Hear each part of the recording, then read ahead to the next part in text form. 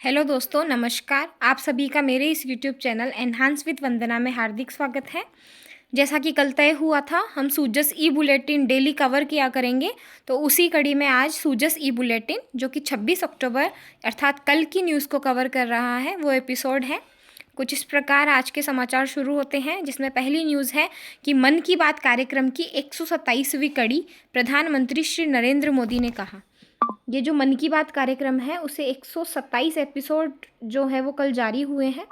तो 127वें एपिसोड में प्रधानमंत्री जी ने क्या कहा है? प्रधानमंत्री जी ने वृक्षारोपण अभियान के ऊपर जोर देने के लिए हमें स्पेशली कहा है। तो हमारे राजस्थान में वृक्षारोपण से संबंधित एक अभियान चल रहा है जो बहुत ही इम्पोर्टेंट है। उसका नाम है प्रधानमंत्री जी के एक पेड़ माँ के नाम अभियान से प्रेरित होकर राजस्थान सरकार हरियालो राजस्थान मुख्यमंत्री वृक्षारोपण महाअभियान करके एक अभियान पिछले 2 साल से चला रही है लगातार। और इस अभियान के तहत हम 10 करोड़ वृक्ष लगाने का लक्ष्य ले चुके हैं। अभी तक हमने 11 करोड़ 61 लाख से अधिक वृक्ष लगा दिए हैं।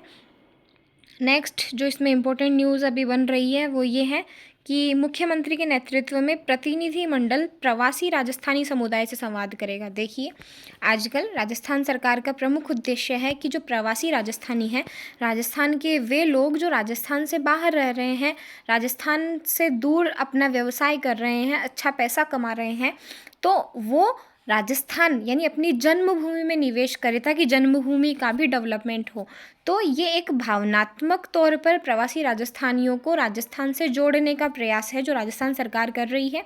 इसके तहत इस बार 10 दिसंबर 2025 को हम प्रथम प्रवासी राजस्थानी दिवस मनाएंगे और प्रतिवर्ष प्रवासी राजस्थानी दिवस इस तरह से आगे आगे 10 दिसंबर को मनाया जाएगा। इस प्रकार से प्रवासी राजस्थानी दिवस मनाने का जो हमारा मुख्य उद्देश्य है वो ये है कि हम राजस्थानी समुदाय जो प्रवासी है, वैश्विक प्रवासी है, उनको हम अपने राजस्थान से जोड़ सकें, राजस्थान में वो निवेश कर सके, जिससे राजस्थान चहुमुखी विकास की ओर अग्रसर हो। तो इसके लिए कौन सा विभाग कार्यरत है, इसके रिलेटेड न्यूज़ के लिए आप देखिए। इसके तहत 2 चीज़ें इंपॉर्टेंट है। प्रवासी समुदाय से संपर्क स्थापित करने के लिए उद्योग विभाग और राजस्थान फाउंडेशन को नोडल बनाया गया है।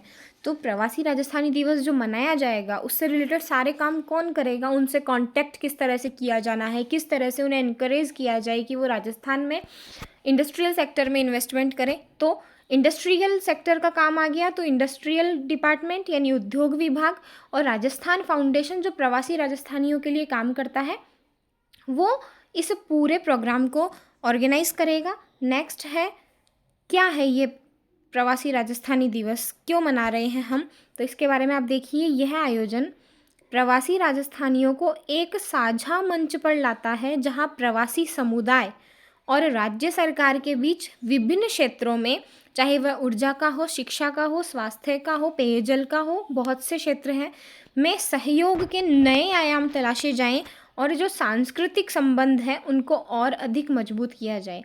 तो इस संबंध को मजबूत करने के लिए हमारे जो माननीय मुख्यमंत्री श्री वजनलाल शर्मा हैं वो एक मीटअप का आयोजन करते हैं। वो जहाँ जहाँ पर राजस्थान के प्रवासी समुदाय रहते हैं वहाँ जाते हैं, उनसे कांटेक्ट करते हैं, उन्हें हमारे राज्य में निवेश करने के लिए प्रेरित करते हैं।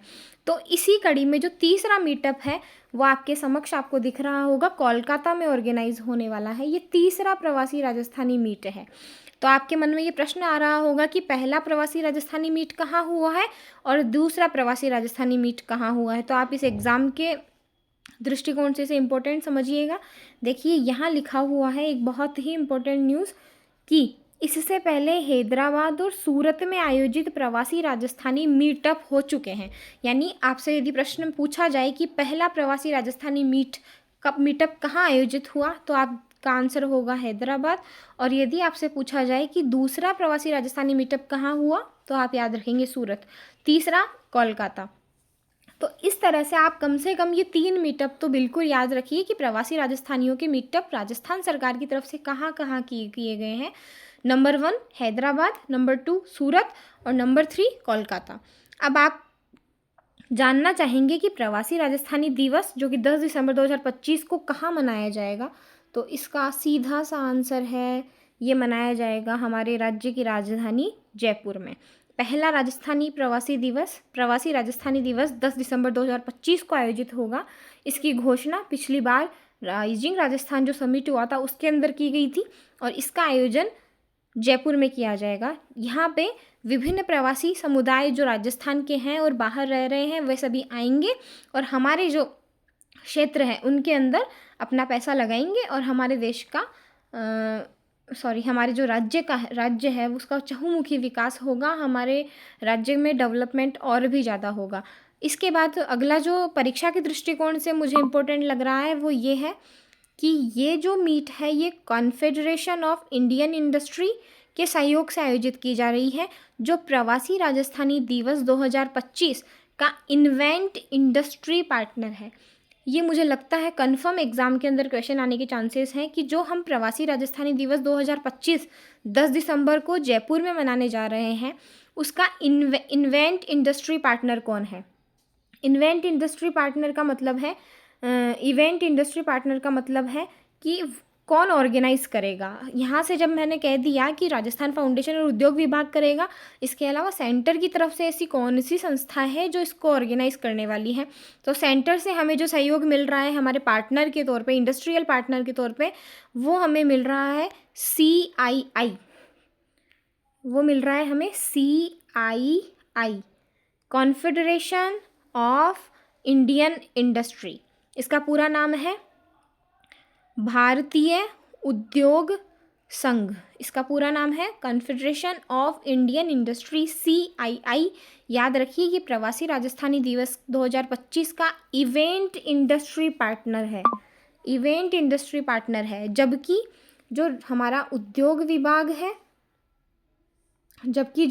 उद्योग विभाग है और राजस्थान फाउंडेशन है ये हमारे नोडल हैं। ये राजस्थान के अंदर प्रवासी राजस्थानियों का जो हम कनेक्शन स्थापित करने जा रहे हैं उसके लिए ये मिलकर काम करेंगे। लेकिन यदि प्रश्न पूछा जाए कि इवेंट इंडस्ट्री पार्टनर कौन है, तो आपका सीधा सा उत्तर है इवेंट इंडस्ट्री पार्टनर है CII, confederation of Indian industry. तो मुझे ये इंपॉर्टेंट न्यूज़ लगी जो मुझे बतानी चाहिए। इसके अलावा आप आगे जो न्यूज़ देख पा रहे हैं वो है दूध पाउडर का जो दुरुपयोग हुआ है अभी पन्नाधाय बाल गोपाल योजना जो राजस्थान में चल रही है, जिसके तहत हम स्कूल में कक्षा 1 से 8 के बच्चों को स्किम्ड मिल्क पाउडर के तहत दूध बना करके पिलाते हैं। ये जो योजना है ये लगभग पिछले 3 साल से राजस्थान के अंदर चल रही है, कार्यरत है। लेकिन इसका जो दुरुपयोग हुआ इससे संबंधित ये एक न्यूज़ है, आप एग्ज़ाम के दृष्टिकोण से इसे छोड़ सकते हैं, लेकिन आप इसके बारे में पूरा पढ़ करके जाइएगा क्योंकि ये बच्चों से संबंधित न्यूज़ है तो एग्ज़ाम के अंदर ज़रूर आएगी। तो देखिए इसकी क्या योजना है, पन्नाधाय बाल गोपाल योजना। इसके तहत प्री प्राइमरी से लेकर कक्षा 8 तक के छात्रों को उनके पोषण में सुधार के लिए गर्म दूध स्किम्ड मिल्क पाउडर से जो तैयार किया जाता है वो उपलब्ध कराया जाता है। इस योजना को आप और भी अधिक डिटेल से पढ़िएगा। वैसे मैं कुछ फैक्ट है जो लिख देती हूँ। पहले इस पन्नाधाय बाल गोपाल योजना का जो नाम था, जब ये योजना लागू हुई थी 29 नवंबर 2022 को, तब इसका नाम था मुख्यमंत्री बाल गोपाल योजना। इसका नाम था मुख्यमंत्री बाल गोपाल योजना। ये 2022 के अंदर लागू हुई थी। इसके साथ में ही इसी तारीख को एक और योजना लागू हुई थी, मुख्यमंत्री निशुल्क यूनिफॉर्म वितरण योजना। दोनों योजना एक ही दिन 29 नवंबर 2022 को लागू हुई थी। तो अब जब नई गवर्नमेंट आई है, बीजेपी की गवर्नमेंट आई है, तो इन्होंने इस योजना का जो नाम है वो परिवर्तित कर दिया है। इस योजना का जो नया नाम है वो अब कर दिया गया है 4 सितंबर 2024 को, यानी पिछले साल। इसका जो नया नाम है वो है पन्नाधाय बाल गोपाल योजना। सिर्फ मुख्यमंत्री की जगह पन्नाधाय बाल गोपाल योजना नाम कर दिया गया है। इस योजना के प्रावधान बिल्कुल वैसे ही हैं जैसे 2022 में जब ये लॉन्च हुई थी उस टाइम थे। मैं शॉर्ट में आपको बता देती हूँ।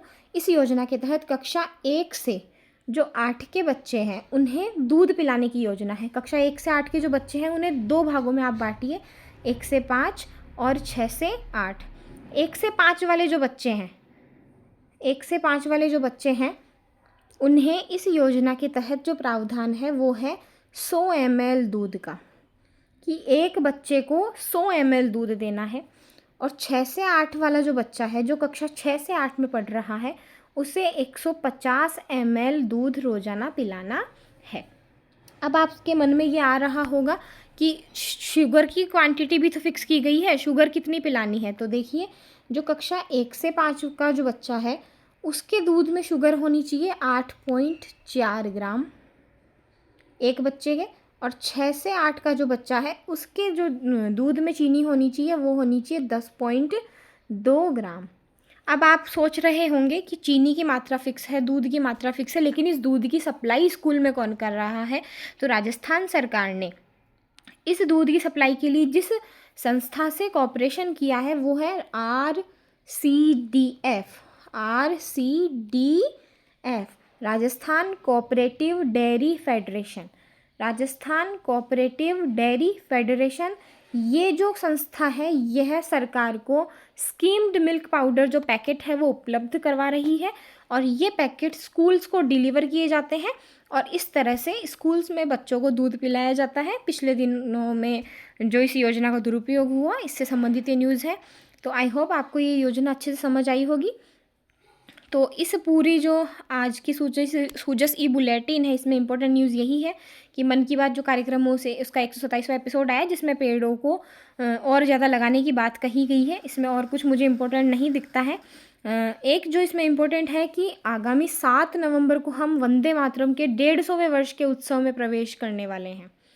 150 वर्ष पूरे हो जाएंगे वंदे मातरम को लिखे हुए, ये एक इम्पोर्टेंट न्यूज़ है। इसके अलावा सरदार वल्लभ भाई पटेल की जो जयंती आने वाली है 31 अक्टूबर 2025 को, उसको भी 150वीं जयंती होने वाली है, वो भी 150 साल हो जाएंगे। एक जो आपसे इम्पोर्टेंट क्वेश्चन पूछा जाएगा कि स्कूलों में, केवल स्कूलों में नहीं बल्कि पूरे देश में 31 अक्टूबर को सरदार पटेल जयंती पे कौन सा उत्सव मनाया जाता है? तो उस उत्सव का नाम है run for unity. Run for unity, run यानी दौड़ो, फॉर यूनिटी एकता के लिए।